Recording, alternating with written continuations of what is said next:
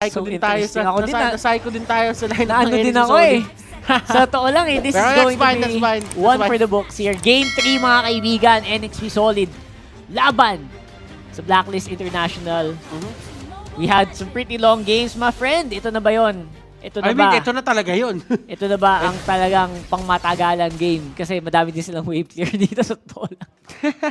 Talagang feeling ko pang long games talaga yung dalawang team. Wala, Renny J talaga yung gagamit ng Cho eh. Kumbaga, Renny J Cho got kumbaga, let's say it could be an orthodox dito for the side of NXP Solid. Pero kasi, they're not really known to, alam mo yun, parang join yung circle ng mga taong gumagamit ng Tank Cho. Kasi meron mga silang kill streak na pinipik eh. So, NXP Solid, they're sticking with their comfort picks. And you know what? That is really good for their side. Kasi sa totoo lang, as long as you're comfortable and you're playing at the full potential, that's better mas sometimes. Okay na rin yun. But still, Blacklist International dito, I think they're really set on just getting this early game. I mean, the carry right now, yes, it's not bola kay H2O. H2O, never hesitate. Never ever hesitate on the jump shot. Yes. Ayun, nag-usap-usap na sila dito. And look at Chester dito. Kahit sobrang baba ng buhay nila, they will still go for that steal on that bear. Alright. And they actually are going to have I'm surprised na wala masyadong invade na gaganap ngayon. Simula kanina, pansin mo. Talagang both of these teams have such high respect for the security, yung security guard. Talagang ayaw nilang lumagpas security guard masyado. I'm surprised by hindi naman sobrang wala ah. Sinabi ko lang there's like less amounts of invades that are happening recently in this matchup. And goes to show yung amount of, you know, yung pagkakabasa nila sa kalaban nila is both of these teams are starting to work towards mid to late game na lang. Yeah. Wala nang masyadong greedy for the early game. Alam mo yun, kumbaga, ano kasi, yung setup din kasi na NXP Solid dito, they can't really go in for game number 3 dun sa may area na yon for the blue buff. So right now, nahuli nila si Eson and this might be the first blood of the game. Tignan natin, MB is actually there. Flicker and catches Eson. Aqua as well. Pero tignan natin dito kung paano aalis si MB. The ultimate coming out from Aqua talagang pinofocus si MB. One more hit, that could be it. Full clip dito with the execute cleanup crew. Pumasok na lang siya. Nabunggo siya ni Yawi dito. Tempest of Blades, it's there. At mapupoke niya pa ng isang beses Chester. That's going to be your trade para dito. Akala ko takas na yun eh. Actually, it looked like it was going to be an escape and full clip was going to be necessary to clean that up. Sabi kanina MB siguro, ganito mag-first blood, tas ang problema na counterplay lang. Pero again, it looks really good so far for both of these teams. I would say na yung Turtle is going to be the next, I think all into dapat for Blacklist. They need this Turtle either on... Oh my God. And they have the, they have the priority. They have the priority kasi may retro sila eh. They have the better early game as well. Walang retro dito si H2O. Unlike dun sa mga former games, yung previous games na meron sila dito sa series na to. But let's talk about that later as Yawi is just tanking up everything. Tingnan natin kung sino nga ba makakuha neto. Will the retribution count? Yes, it will. Ultimate dito. Flowing blood. Kailan papasok? Hindi niya ipipilit. And that is going to be a win for the side of Blacklist International. Ayaw talaga. Ayaw talaga. And to be honest, you hit it on the dot there. Yung power ng Blacklist on the early game is going to be on full clips retry. Which is hindi naman basta-basta, alam mo yung pag naka-purify si Carry, it's not something you can use right away in battle. Especially when taking those big objectives. So, ang plan nila dito, for NXP Solid to get objectives, they need to zone out. They need to win a team fight muna para mas konti yung magiging aagaw. Napaka-importante ng pick-off. Pick-off para sa NXP Solid. Pero, ngayon kasi, kung titignan nyo yung lineup nila, since wala silang retribution, they have no priority whatsoever doon sa may mga turtle, doon sa Lord as of now. Maybe later if they win fights, pero kasi retribution isn't really everything. Kumbaga, it just sets you up para doon sa mga certain fights na mangyayari pa sa mga susunod na, sabihin natin, sa mga susunod na oras ng game na to. Right now, 5 minutes into the game pa lang tayo. We only had our first turtle take dito for the side of BLACKLIST International. NXP Solid, they're really taking their time. Kumbaga kanina, aggressive talaga sila to take the fights dahil naka-lance. Ngayon naman, since naka-carry sila, pacing lang. Hindi pwedeng masyadong action. Hindi pwede. Hindi pwede. They need to slow down as much as possible. Pero looks like BLACKLIST naman gusto namang dumire-diretso sa labanan. With Full Clip getting another kill there. Orange and turtle buff on this link is just so good. Oh, pero doon sa may baba, nakikita mo naman dito, nakaalis na si Edward agad-agad. And that is going to be the certain advantages of winning or having a better hero para doon sa isang side lane mo. Kumbaga, nagkakaroon siya ng priority din doon para i-take down yung turret. And right now, NXP Solid, may access na yung BLACKLIST International dito doon sa may purple buff area nila. That's right. And the buff's gonna be important, but ito ang mas importante. Itong turtle buff na to, pasok Chester into the Raging Sandstorm, not gonna be hitting anyone. Ang away ngayon is on! The turtle secured once more by Full Clip at ito na ang big team fight. Masakit sa likod si Aqua. And si Eso naman hindi na kayang tiisin ang bawas din ng NXP dito. Lalaban at forward si Yawi. Disengage muna. For the meantime, it's a 1-for-1. Turtle on the side of BLACKLIST. Okay, good yung ginawa ng BLACKLIST International doon. Alam nila may priority sila kaya pinilit nila yung pag-take ng turtle na yon. Ang ginawang tama doon ng side ng NXP Solid is they take down Full Clip agad. So, ibig sabihin, yung turtle buff, naglaho lang. Tama. So, hindi rin na-utilize yun totally. So, deny kumbaga. Deny. It was denied. Nakuha yung gold pero denied pa rin. Exactly. And top lane naman, makuha ng NXP Solid ang Torre. Pero lang laban, titignan natin kung sila pa rin ang makakuha. Pasok naman si Chester. Si Chester dito, siya ang naipit sa may gitna. Yawi dito, will he get caught out? Naklap yung gulong. Nakalap yung gulong. Hindi, matibay na gulong yan. Matibay. Matibay na gulong yan. Hindi mapaplat ng basta-basta yan. Oo. And I think that's fine. Getting a tower is good, tas disengage. That's what NXP needs to do. Again, habang tumatagal to nang wala sila masyadong na-suffered na losses, hanggat di sila nawawalan ng Torre, okay si H2. Okay. Tatagal at lalakas tong carry na to. Kailangan lang, yung ibang miyembro din nila is kaya makipagsabayan mamaya. Diba? Kailangan hindi papers. Yun yung ginagawa dito ng NXP Solid. Kumbaga, sige, nananalo sila ng fights, nakakuha sila ng pick-offs, pero hindi nila nakukuha yung turrets natin dito sa may mid at sa may top basta-basta. So, there is time for NXP Solid to react. Katulad nga nung game number 2, sinabi natin na if nag-scale dito si Alice, magiging malaking problema yon sa side ng NXP Solid nung game number 2. Tama. Ganito din naman yung sitwasyon ngayon. If mag-scale tong Alice at nakuha niya yung souls na kailangan niya to get to 50 stacks, Nako, yun na yun. that is going to be the start ng pagkakaroon ng problema sa isang Alice dito. Neson, hinahabol ng gulong na may tinik. Makakatakas ngayon, hindi. Full Clip going on the chase though for carry. Temps of Blaze going out. And nahila silang lahat ni Kuya Aqua. Dexter very low as well. Pero si Tams, Pero si Tams nagtatrabaho sa baba. Ako po, hindi napapansin si Kuya Tams. Edward getting a lot of gold as well. Pero, maganda naman sa NXP. Ito yung sabi natin na condition para magkaroon sila objective after a team fight. Plus, wala sa posisyon ang kalaban. Nakuha nila ngayon ang turtle. Okay. So, hindi yon totally on the side of BLACKLIST International lang kasi nakakuha sila ng turret sa may baba. Na-convert naman ng NXP Solid yon into that turtle. So, sabihin na lang natin, in terms of map control, I still favor the side of BLACKLIST International just because there is much room to move on. For NXP Solid naman dito, they can survive the next few fights na babato sa kanila ng BLACKLIST International. At least with H2O, with that turtle buff. At, di ba? Buhay pa yan. Mabubuhay siya. At mabibigyan siya ng extra protection na kailangan niya. Yep, ang problema lang is Chester did go down here on the mid lane, so baka maging problema yun for later.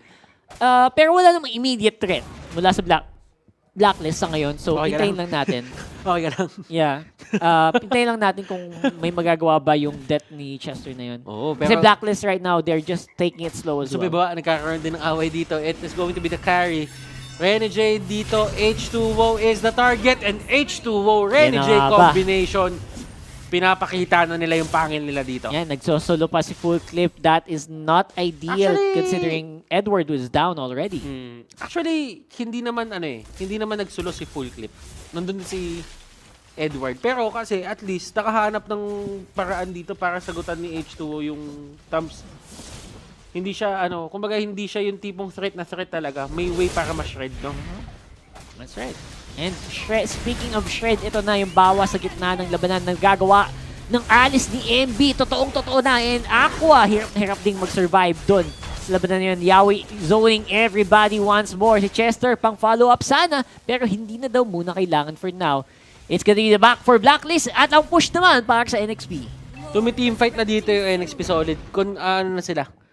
They are, how do I say this? Confident? In a way, na kaya nila panalunin to. Tingnan mo kung paano nila binibigyan ng malaking problema dito. Yung side ng Blacklist International. H2O dito, hindi nila maabot totally to take him down. Yes, damage is there, pero kasi kinakapos. And H2O has finally joined the 100 kills club in the MPL-PH Season 6. Yes, that's using Akari pa. Kailan tayo makasasali dyan? Pag sa MPL nga, hindi tayo kasali sa esports. Nakapaglaro na, oo. Someday. Wait for it. Wait for it, my friends. Kuya H2O, going for the chase onto Eson. Hurricane Dance, makakalagtas kaya? I don't think so. And he will go down to the power of H2O. Oy! Dadagdag pa! Nagkaroon pa ng shield? That is the passive ng isang Akai, by the way. Kapag siya ay gumamit ng skill, nagkakaroon siya ng armor. Kala ko makakatakas na din eh. I thought so too. Pero masyado talaga mabilis ang chasing capability dito. H2O making the carry work. We haven't seen this hero for a long time. And right now, namamayagpag dito sa series na to. Game number 3. Yep, it's going to be that carry. Nagbubunyi ang mga marksman natin. Finally, may representative na daw sila aside from Lee Sanshin. Kasi sawang-sawan daw sila kay Ethan Shin eh. So, ito naman, si Kari naman ang papakitang gilas ngayon. And looking like they are ready for a possible win. And tingin ko, they're on a good way. They're on a good way to getting this. As long as they can protect this Lord, madami silang bawas. Madami silang damage na magagawa sa Blacklist International base. Yung din kasi, yung dating din talaga kasi ng NXP Solid dito, hindi sila mabuli ni Edward eh. Kasi kanina, di ba, Edward had free reign to go over them. Ngayon kasi, nakuha niya yung thumbs, kinahaki nila. Ibig sabihin, para nagkaroon ng sagutan ng problema. Chester dito with the ultimate, nakapag-flicker siya palabas. Lumuhod doon, no one goes down. The 1v1 sa baba nagaganap. Tams versus Show. Rene J very, very low. Mukhang hindi na muna niya ipipilit. And that is going to be the successful defense para sa Blacklist. And masaya sila doon na nakuha nila yung ganung pacing. NXP Solid dito, nag-push lahat ng waves papunta dito sa side ng Blacklist International. And that is a win in itself. Kung may na-takedown siguro isang turret, mas nanalo pa sana sila. But still, the fact remains na NXP Solid dito, they are just moving as if sa kanila yung buong mapa na to. Totoo yan. And that's just how you do it. That's just how you do. And moving around the map like this is indication na talagang malaki-laki na din yung lamang. Hindi lang sa control sa mapa, kundi pati na din sa gold. Although, it's only 4,000 gold, actually. 4,000 gold at 13 minutes, mukha siyang hindi malaki. Pero, since yung gold na yan is mga nasa hero na tulad ni Kari, sa H2O, kay H2O, it actually does make NXP more threatening. Mas nakakatakot silang tingnan. That is actually a good point, Rockhart. Still, Chester dito on the other hand. Nahuli na si Edward dito and he gets shredded off. Peel composition. Rose Gold Meteor going to H2O. Tignan natin dito kung paano pipigilan ng Blacklist International yung pagtulak dito ng side ng NXP Solid. They lost one person. How will they hold? And look at this, MB going in with the ultimate. Tignan natin, Eson dito with Hurricane Dance. Yawi getting pushed back. He will go down. Whoa! And they stop the push. Grabe. Yung pasok ni MB doon actually was super commendable. Pero for some reason, they had to pull back. Someone ordered to pull back from there and he had to walk paatras. While the rest of his team just suffered so many hits. So many turret hits as well. Let's go and look at the replay dito. Hashtag Shave the Day on the Gillette Instant Replay. Maganda yung pasok ni Yawi kasama si MB. Pumuwersa na pa-forward pero looks like ang naging problema dun is they were trying to look for Full Clip who was in the Tempest of Blades at that time. And si Chester, napakababa din dun sa laban na yun. That's why they needed to back off. And that was the Gillette Instant Replay hashtag Shave the Day. Rockhart, pacing ng game natin ngayon. Carry is doing work. Yeah, he actually is doing work. H2O, 6014. Kahit na medyo nag-fail yung ibang team fights nila, they're still making it work for H2O. He's not suffering any... Patatawag ba nating fight? Kasi what they go for is pick off muna tapos tsaka sila sumahabol eh. Well, fight kasi apat naman silang magkaharap. Oh, so, sabagay. hindi yun pick off na like mag-isa lang sa mapa. Yeah, that's true. Yeah. So, it's a fight. Overall, I think siguro they were happy with 1 kill pero again they maybe they underestimated the power of Blacklist under the tower.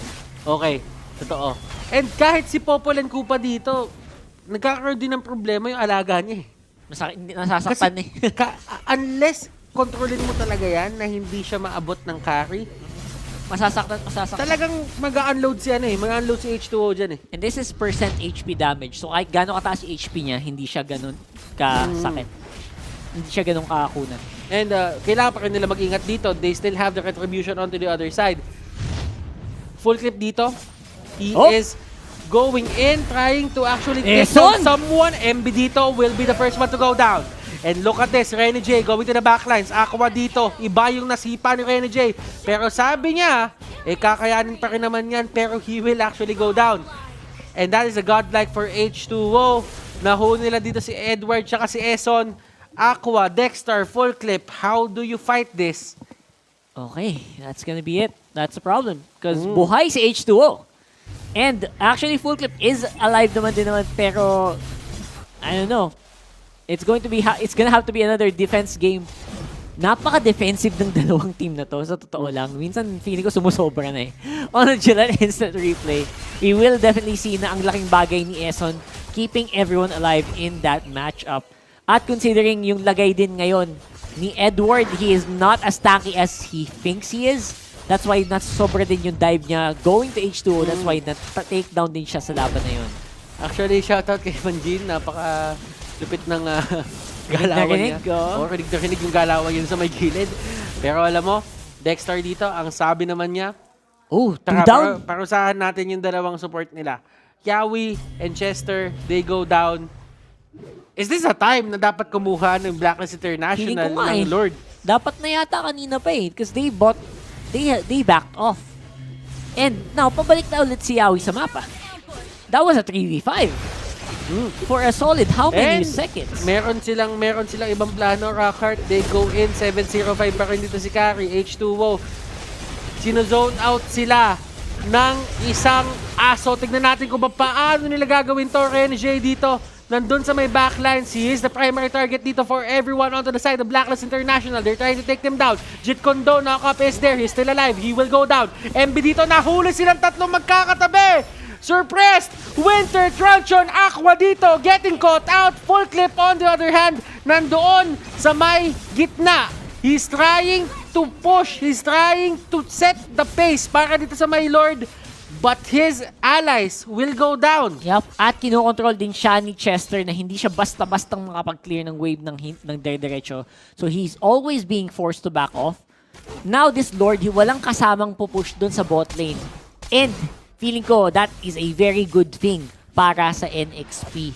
They basically just nullified the Lord take by taking kills of their own after that team fight. So I'm very curious to see how fast NXP got that.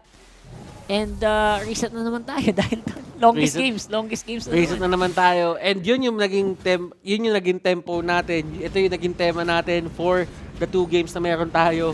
Road to greatest games.